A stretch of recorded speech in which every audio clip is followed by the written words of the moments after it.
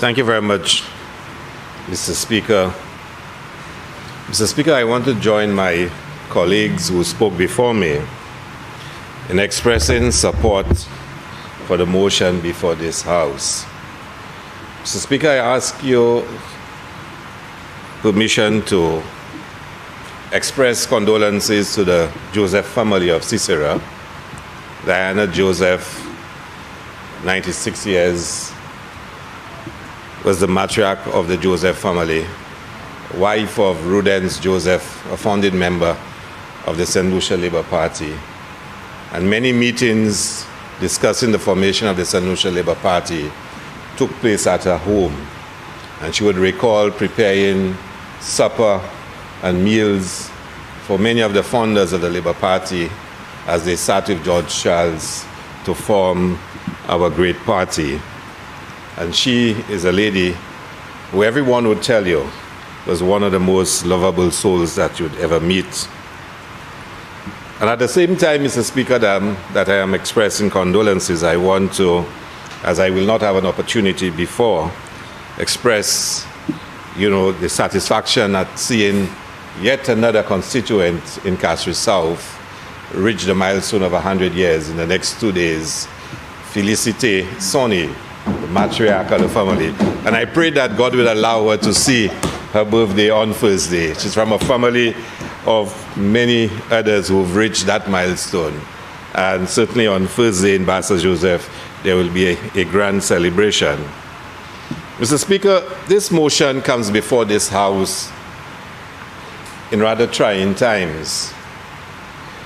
We all know the consequences that COVID had on our nation, on our people, and on our economy. We inherited the government in July 2021, and the Prime Minister made it very clear then that he had to, as a matter of priority, to stabilize the economy. There was a lot of borrowing by the previous government. We all knew that they had to be borrowing because of the consequences of COVID. Virtually the world shut down on us.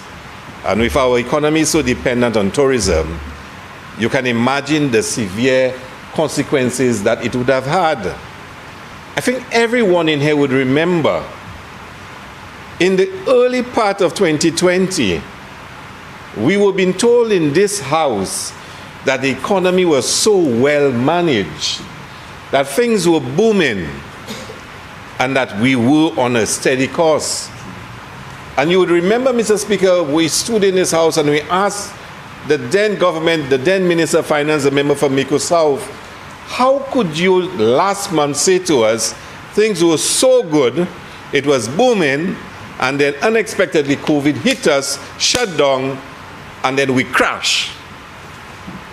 Now, it would not have been unusual if other islands suffered the same fate we suffered. Well, we all suffered the same fate, but ours was exceedingly worse. Why, if we were doing so well, we were the best performing, the same event confronted all of us, but we came out the worst for it? Now, we can argue on opposite sides about who is better at managing the economy, but the truth is there for everyone to see, and that truth is guided by facts. By facts. And we cannot contest that. The fact is St. Lucia did the worst in the Caribbean because of the COVID pandemic. And it led to a significant amount of borrowing, beyond what other territories had to do. And it is because of how this country was managed. Now, again, we can spend a lot of time arguing who is right and who is wrong. The point is, the previous government took a certain pathway which proved to be disastrous. Our task when we came in was to steady the ship. We did not have the luxury of going out and borrowing excessively or without discretion, as a member from Castries North just stated.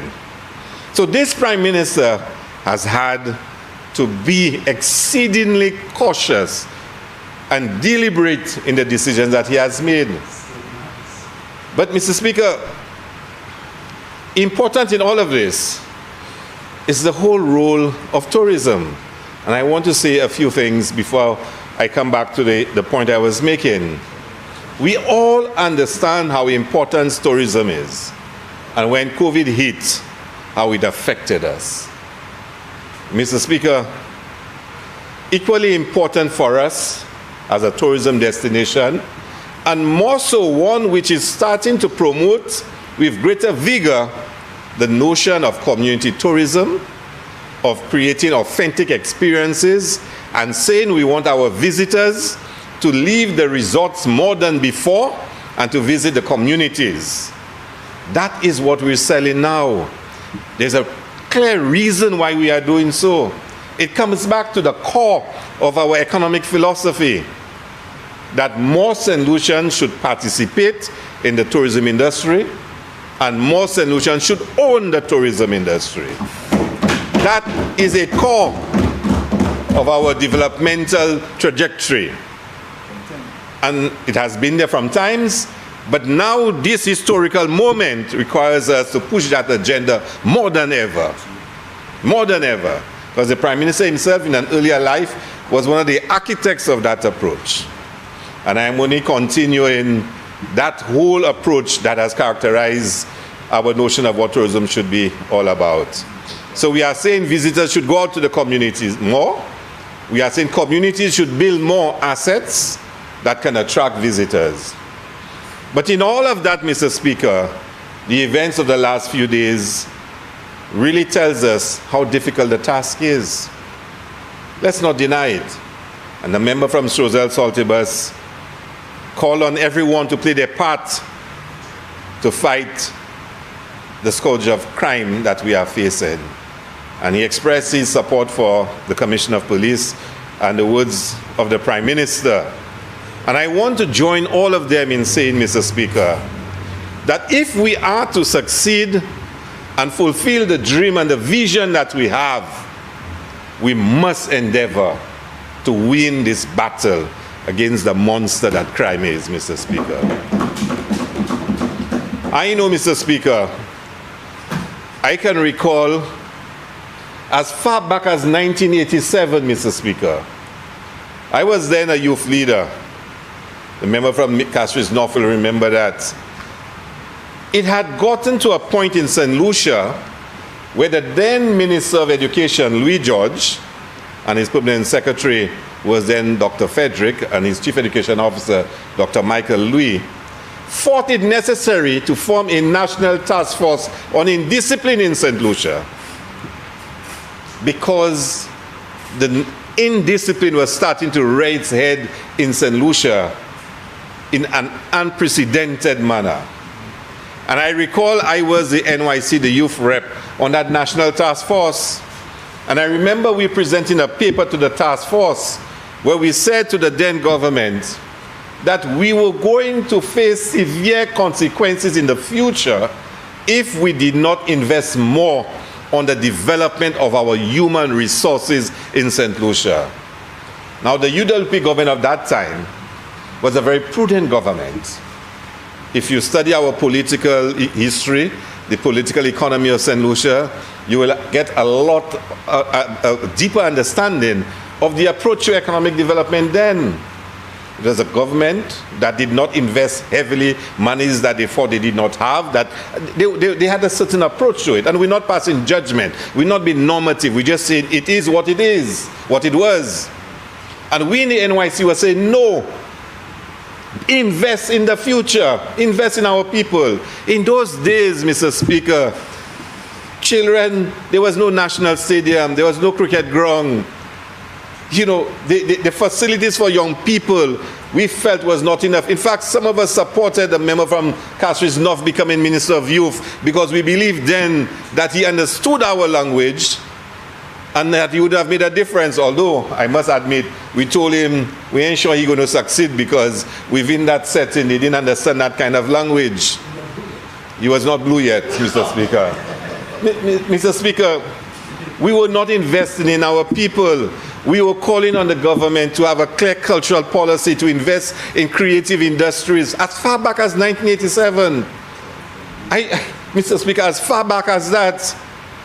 But it was not heeded. I was a teenager then. And we were saying, in the years to come, we will pay the price for not creating that enabling environment in St. Lucia where our young people can thrive and grow, Mr. Speaker. I remember in 1997, Mr. Speaker, when the Labour Party came into power, and we spoke of universal secondary education, there were people who criticized us for even thinking that every child in St. Lucia should go to secondary school. Think about that. When we announced we had every child in St. Lucia can now go to a secondary school, they said we were wasting money because some children are too lazy to go to secondary school, that they should leave school at standard 6. And we said no. As much as the system might not be perfect, it's better to send them to secondary school. We started vocational education. It had been started by the previous UWP government, but we tried to take it to a different level altogether with the construction of the Cicero Secondary School and in Vieux-Fort, a technical school. Mondida was built.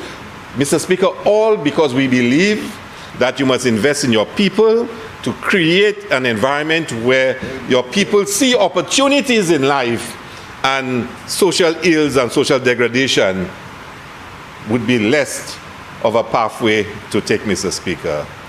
Today, the chickens have come home to roost, Mr. Speaker. We have a problem. And there have been successive prime ministers. The member from Castries North has had to deal with the problem. The member from Vieux-Fort South has had to deal with the problem. The member from Micoud South has had to deal with the problem. This is not a new problem. I must say to you, social media makes it appear in a way which we were not accustomed to before. But it is not a new problem, Mr. Speaker. It's not a new problem. And each former prime minister, actually former prime ministers, each of them can give you their own experiences. The member from Vieux-Fort South will tell you the number of police stations he built, the number of vehicles he bought, the legislation he changed. The member from Castries North can tell you about his own attempts. Equally, the member from Micoud South. So the challenge, Mr. Speaker, has been there successively facing government after government. It is now our turn to try to solve it. And I believe, Mr. Speaker, we can solve it. We have to solve it. If we are to succeed, Mr. Speaker, we have to find a way to solve this challenge we have before us. And when challenge is before you, it is not a time to run for shelter. It's a time to stand up and to be counted, Mr. Speaker. And this government will stand up and be counted, Mr. Speaker. So as we offer condolences to all the victims of crime, Mr. Speaker, we want to say to St. Lucians that we must fight collectively to overcome this menace we have, to overcome this threat to our society, Mr. Speaker. We have to do it. We may not even know exactly how to do it, but we know we must fight. We must do something, Mr. Speaker. I don't know the answers. I can't tell you. I have my own common sense solutions that I can give, but I know we must fight collectively. And when you heard about the citizens meeting yesterday, announcing their own program to fight crime, I want to applaud them, Mr. Speaker. I want to encourage them, Mr. Speaker.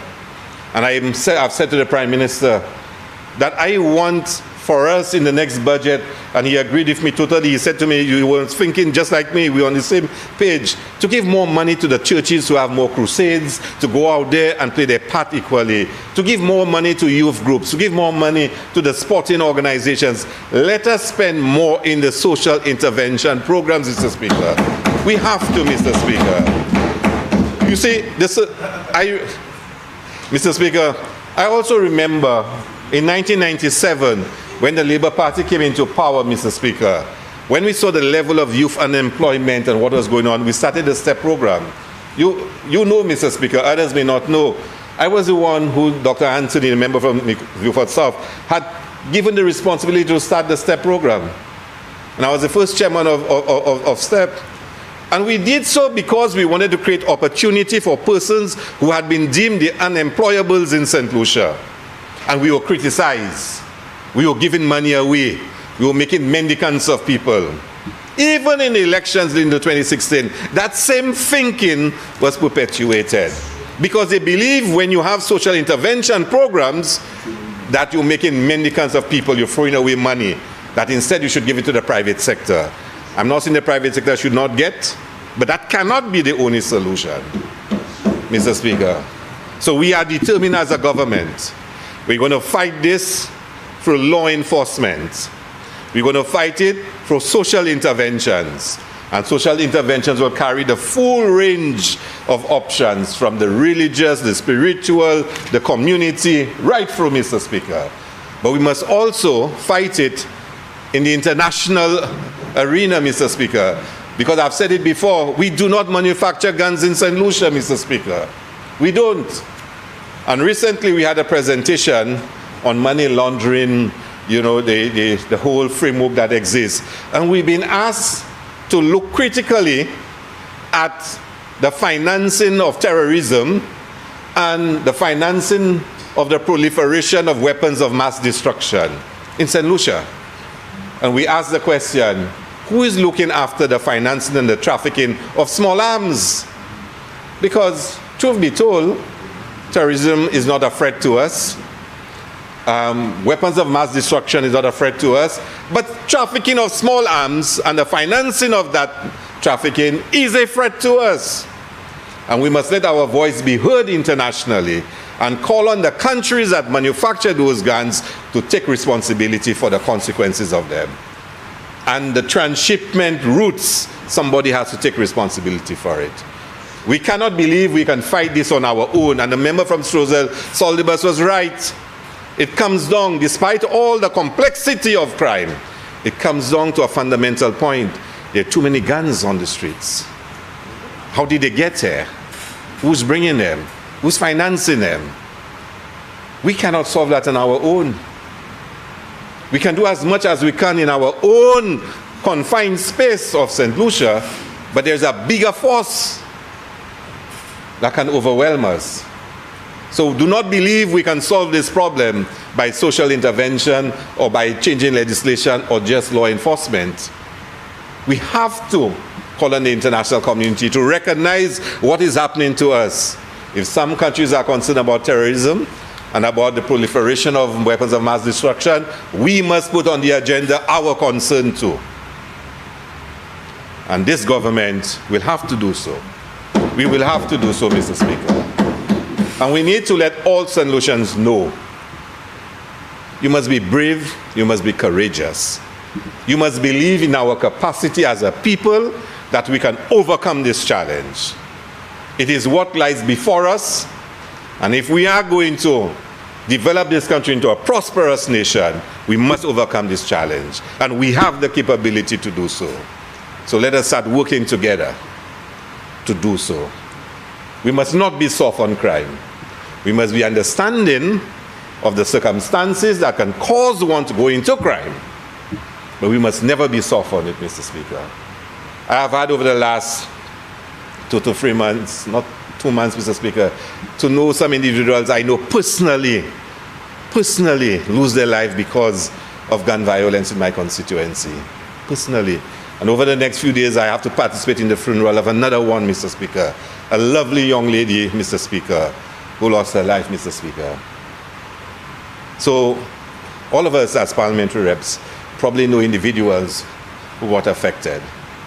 We have to dedicate ourselves as leaders as well to do what is necessary to fight this threat that we face, Mr. Speaker. And when I hear in a press conference the former Minister of Tourism boldly say to the world that we are hiding the figures that it affects crime against tourists because we want higher numbers in St. Lucia, it really makes you wonder, Mr. Speaker. Yes, as politicians, we sometimes undermine and we question and we challenge and we take on each other, Mr. Speaker. Maybe they believe in their own minds and they say it all the time, oh, that's what you all used to do. I know I never used to do that, and I know for a fact my colleagues would not like that. It doesn't mean we were not critical, but nobody gloats over the destruction of the country, Mr. Speaker. But maybe again, they're not from this country, Mr. Speaker. But that's another story for another day, Mr. Speaker. That's another story for another day. You know, Mr. Speaker, we cannot be happy when St. Lucia is facing a challenge such as this. We cannot be happy. You know, there are many other things you can criticize us about, Mr. Speaker. But certainly, you cannot rejoice when the country is facing some of its darkest times, Mr. Speaker. But again, I keep saying, I know we will overcome, and I know we will succeed. And I know that economic philosophy I spoke about of creating a prosperous nation by giving St. Lucians more opportunity and making them owners, Mr. Speaker, of the economic pillars of this country. We will achieve it. We will achieve it. I think, Mr. Speaker, this is why this borrowing becomes even more important, because it is guided by a philosophy, Mr. Speaker, that always places people first, Mr. Speaker. Always. The Prime Minister, the member for Castries East, stood up and he listed the number of occasions we came into this Parliament and borrowed monies. And 5 out of the 7, if my calculation was right, had nothing to do with new expenditure. It had to do with expenditure commitments made before we got into government, which we had to fulfill. And when the leader of the opposition posts how many times we've come to the House to borrow and how much we've borrowed, well, again, he believes misinformation is the way to go. But a lot of it was not even commitments made by us. And similarly, when you speak of $60 million in land acquisition cost that has to be paid, that was not done by us in 17 months. It wasn't. But we have an obligation to meet those costs. We have. Like the member from Castries North said, it is grossly unfair to take somebody's property and make them suffer and wait for years to get their money. It's wrong. You talk about payables, Mr. Speaker. Over almost 130 odd million dollars in payables when we came in. In payables, or more than that, in payables, Mr. Speaker, do we say to those individuals, those service providers, that we were not in government, so therefore we will not pay you? It's been 17 months, Mr. Speaker. Some of them have not been paid. We have to pay it, Mr. Speaker. The DFCs, Mr. Speaker. I mean, we've been through this before in this House. We are a responsible government. We've waited 17 months. We've tried to manage this economy, to stabilize it, not to engage in excessive borrowing. Just manage it well enough that we do not put more pressure on our debt stock, Mr. Speaker. We've reached a point where we have to fulfill some of those obligations. So we've had to come to this House to fulfill what the Prime Minister said in his budget statement. And this is what we are doing today. This is what we're doing. So, Mr. Speaker, I am glad that we finally reached here today. We can take care of those outstanding matters, leftover bills from COVID, land acquisition, payables, and many others. We can clear this, Mr. Speaker. We have no choice, but we have to do it. And at the same time, Mr. Speaker, there are some new costs, of course. The operations of government must continue. Must continue. I hope in there, Mr. Speaker, there is something for the Bassa Joseph Community Center, Mr. Speaker. But I hope so, Mr. Speaker, because, you know, I'm patiently waiting. And I must say, Mr. Speaker, that I'm very thankful, Mr. Speaker, to the member from Castries North and the Prime Minister member of Castries East for the lovely roads we have in Marigot and Bassa Joseph right now, Mr. Speaker. I would also like roads in Monkey Tongue repaired too, Mr. Speaker, but I'll be a little patient. So, like the member from Babono who said she knows a lot of that money will be filtering down into Babono, I want some of it to filter down into the Bassa Joseph, Mr. Speaker, Community Center. And by the way, we're already using it, even if it's not finished. We'll have Solo Night there on December 21st, so those of you who follow Solo can come and join us and listen to Wule Tete and some of the other groups perform, Mr. Speaker. Yes, Mr. Speaker. So, Mr. Speaker, I really want to express my support for the motion before us, and to ask the Prime Minister to continue in this present approach. There's a lot I can say. To speak about the community tourism program, to speak about the micro-enterprise fund, to speak about the youth economy. So much, Mr. Speaker, that we are doing to offer more opportunities for our people, to empower our people. It's a whole process of economic enfranchisement that is taking place in this country, Mr. Speaker, and we're going to accelerate it. So, Mr. Speaker, thank you very much. I support this motion totally.